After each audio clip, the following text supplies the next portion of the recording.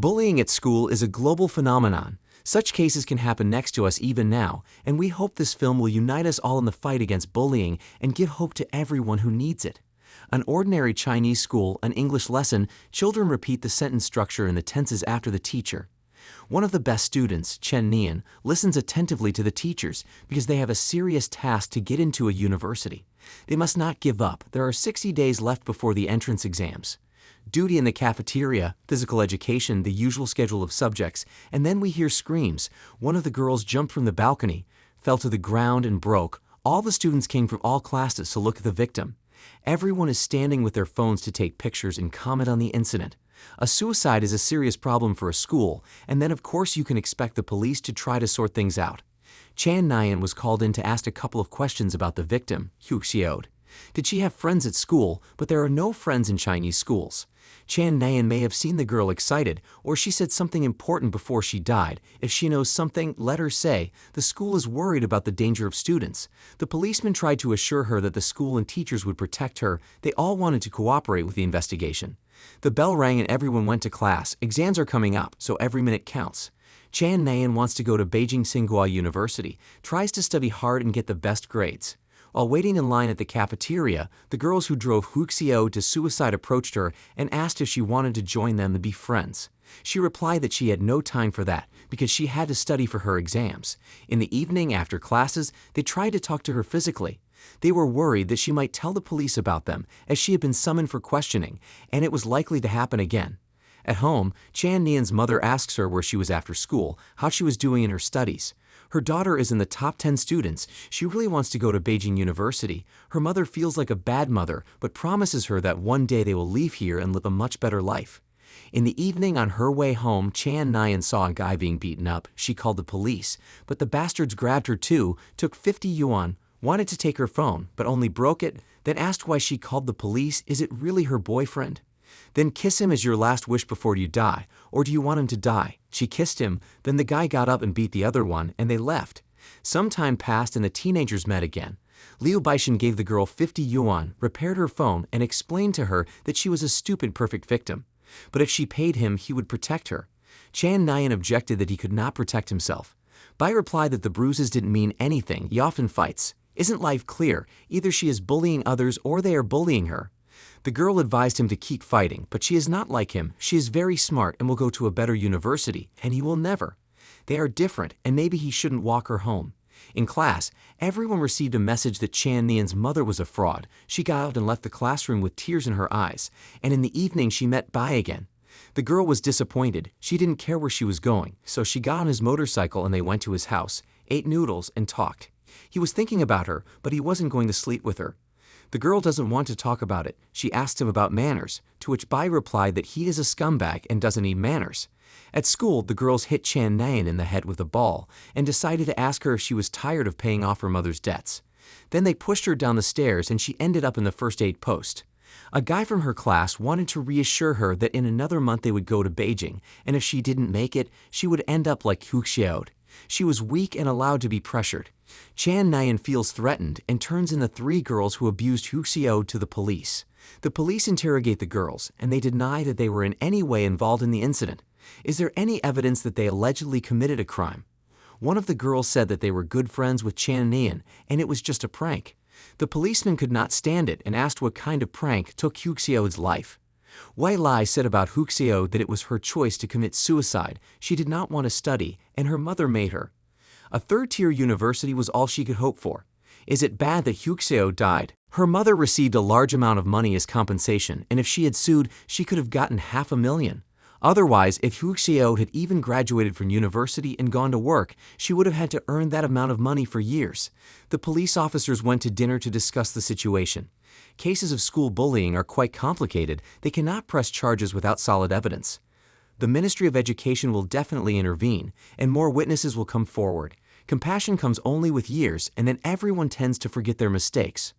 One of the police officers told another how a group of teenagers recently beat a classmate to death, and when he was conducting an interrogation, none of them had ever thought that it was possible to beat someone to death, and no one expected him to die. If such incidents occur on school grounds, it does not make the school responsible. Even if a policeman goes to the principal, he will send him to the teachers will blame everything on the parents, and the parents will say that they work in Shenzhen, see their child once a year, and have no idea what is happening at school. Is there anyone else who is responsible? The police should try their best to help with the situation at the school. Thus, all 3 girls were expelled from school, but citing the fact that they were minors and had their whole lives ahead of them, they were still allowed to sit for the entrance exams. Chan Nian's teacher assured her that she had done the right thing, that she would always be haunted by the shadows of the guilty, but she should not think about it and go for her goal because she had exams in Beijing waiting for her. She will also have a new class teacher. After school, the policeman gave the girl a ride home, admitting that he had done everything he could and that there are some things that are better left unseen. As if she had nothing more to fear, he told her to concentrate on her exams. The girl's mother said that when the exams were over, they would become adults. If she didn't worry, sooner or later she would forget about it all.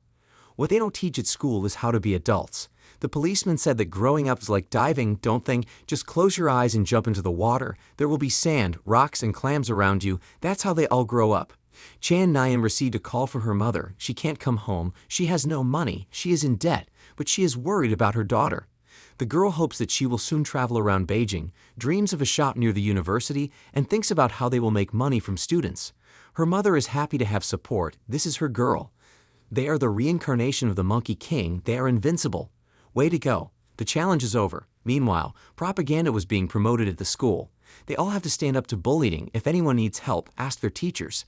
The school should take these issues seriously. Entrance exams are very stressful, but the welfare of students is their priority. The school will strengthen its counseling service. Please contact a counselor if you have any questions. They have to stand up. They are against the whole world. If you can stand up for what is right, you are invincible. The lesson is over. The students will soon graduate. They will enter the first stage of adult life. But are they happy? Of course, everyone is happy. After class, the girls meet Chan Nian again and decide to take revenge for her turning them into the police. The girl starts running away, hides in a trash can, calls a policeman, but he doesn't answer. This time the girls did not find her, but went to her house to wait for her. Chan Nian realizes that the policeman can't help her and goes to Li Baishen's house to spend the night again. She asked him to protect her. She has no money to pay him, but she has to go to Beijing. Didn't she treat him arrogantly? Bai said to take a notebook and write down. Chan Nian owes Bai one time. What exactly it should be is not specified. It could be food or something else. He agreed to protect her and deal with these friends, but she still owed him. As the last days of school were winding down, the boy helped Chan Nian and established justice, and his former classmates no longer bothered him.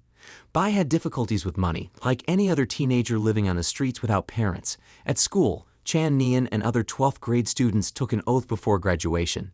The oath was not to let their parents down, not to disappoint their teachers, and to smile confidently in pursuit of success and glory. There are 32 days before the exams. Work hard without regrets. Now she has started living with Bai. I wonder why he doesn't go to school. It is useful for her, but not for him. He has no time to study because he has to survive. She is too gentle to understand his life. Chan Xian met her mother, who was upset. She asked who was protecting her.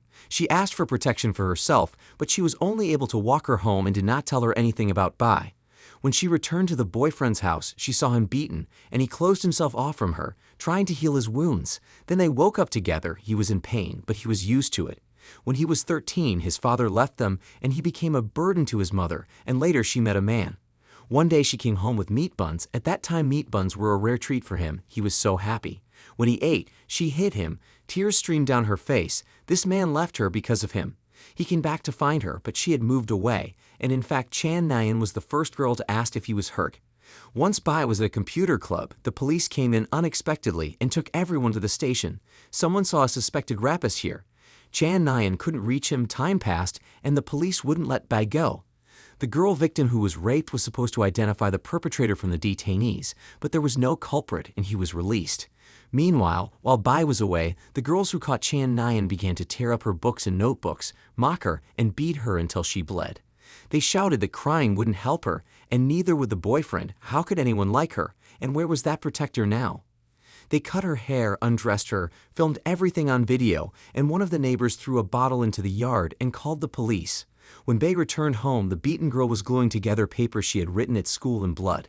He saw what the teenagers had done to her and wanted to take revenge, but she stopped him and screamed, "Kill them all then." Tears, pain, and despair.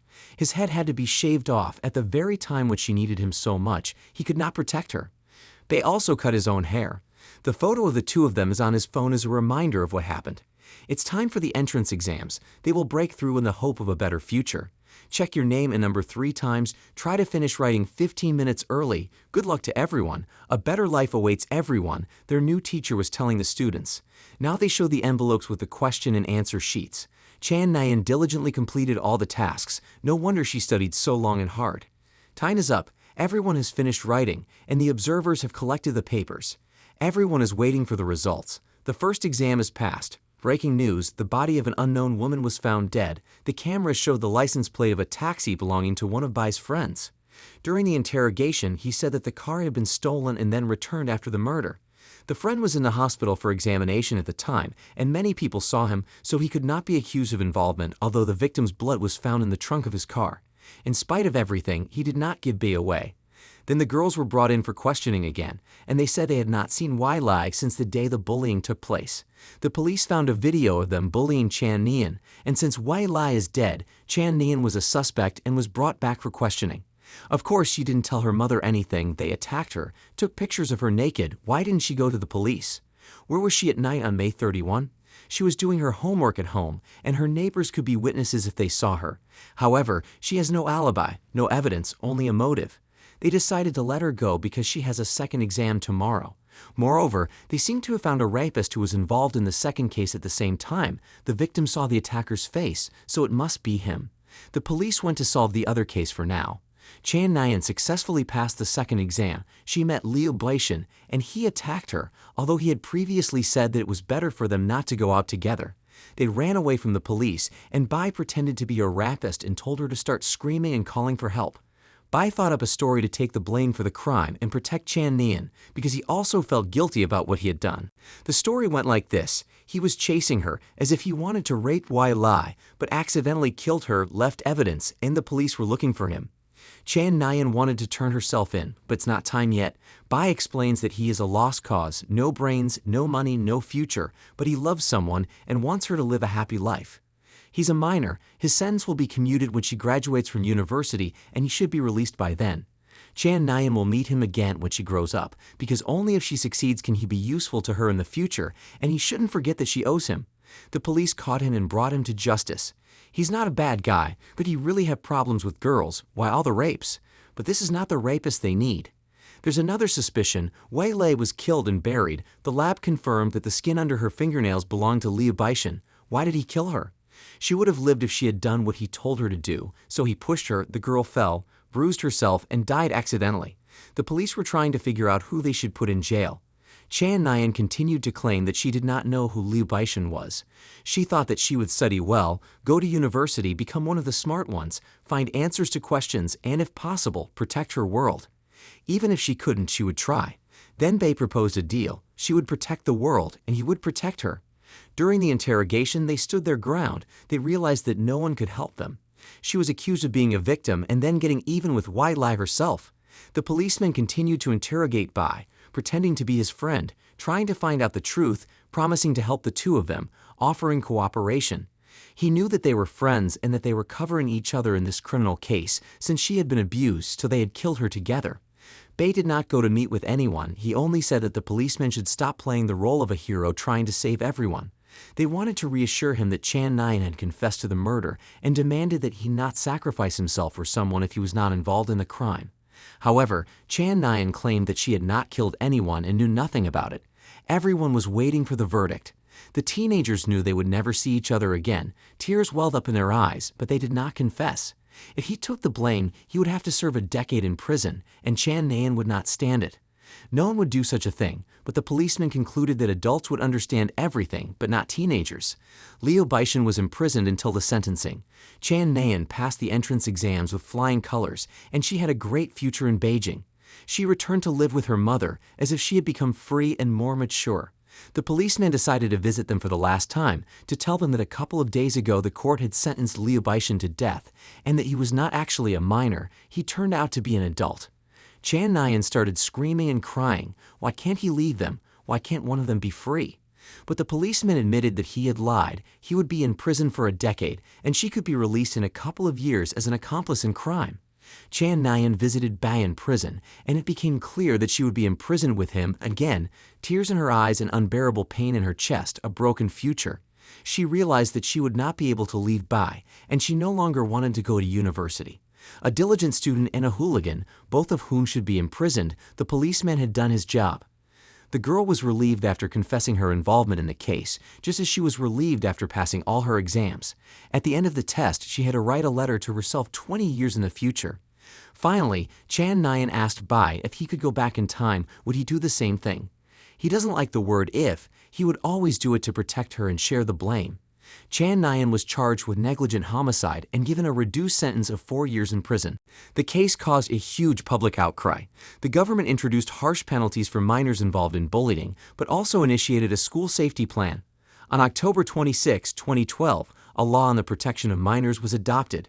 Bullying can happen very close by, and schools have begun to combat bullying.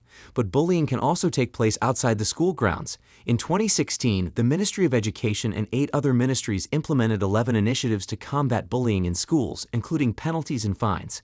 In November 2017, the Ministry of Education and 10 other ministries introduced an anti-bullying program among primary and secondary schools. In 2018, local governments, led by the City Council, adopted regulations to prevent bullying in schools. If the family, society, and the law join forces, we can protect the younger generation and the whole world from bullying.